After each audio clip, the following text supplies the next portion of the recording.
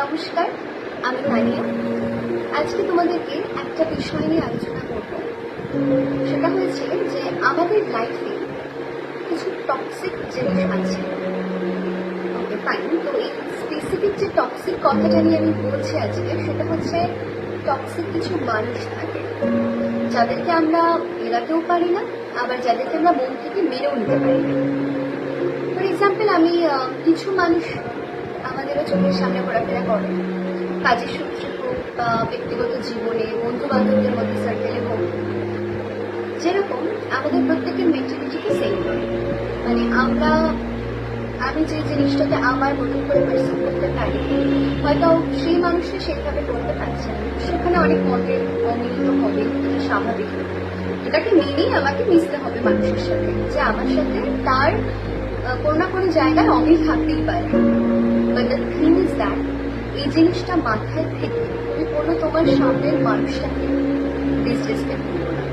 তোমার এক রকমের মেন্টালিটি থাকতেই পারে, তার এক রকমের মেন্টালিটি থাকতেই পারে। সেটা শুনে বুঝে সেভাবেই হ্যান্ডেল করা উচিত।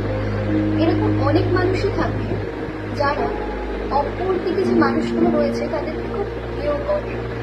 মানে তারা নিজেরা মনে করে যে সে যেটা বলছে সেই দিক থেকে একদম কারেক্ট, বাট অপর দিকে যে মানুষটা আছে সে হয়তো সেদিক থেকে ভুল।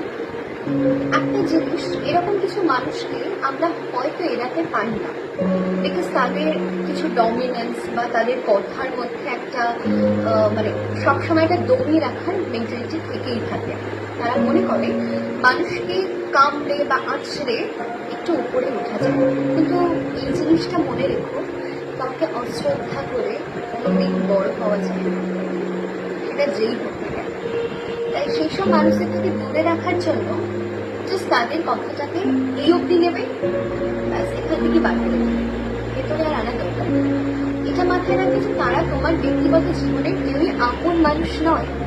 তাই সেইটা মেনটেন করে যদি তোমরা একটুখানি কাজ করতে পারো, তাহলে দেখবে তোমরা সব দিকটাই ব্যালেন্স করতে পারছো। মানে অনেকেই বলে যে জব লাইফে স্ট্রেস বা ভালো লাগে না ওর সাথে কাজ করতে, এটা আমাদের প্রত্যেকেরই কারণ না কারোর সাথে আছে। কিন্তু আমরা যদি এটাকে মনেই রাখি যে সেটা শুধুমাত্র আমার প্রফেশনাল জায়গা, তাহলেই আমার মনে হবে না যে কোনো জায়গায় কাজ করতে কোনো রকমের সমস্যা হবে।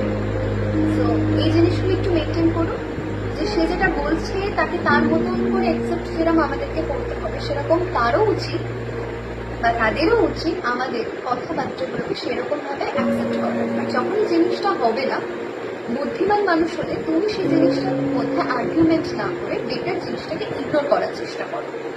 যত ইগনোর করতে পারবে লাইফের মধ্যে, ততই দেখবে অনেক ভালো থাকবে। আশা করি আমার কথাগুলো তোমরা বুঝতে পেরেছ।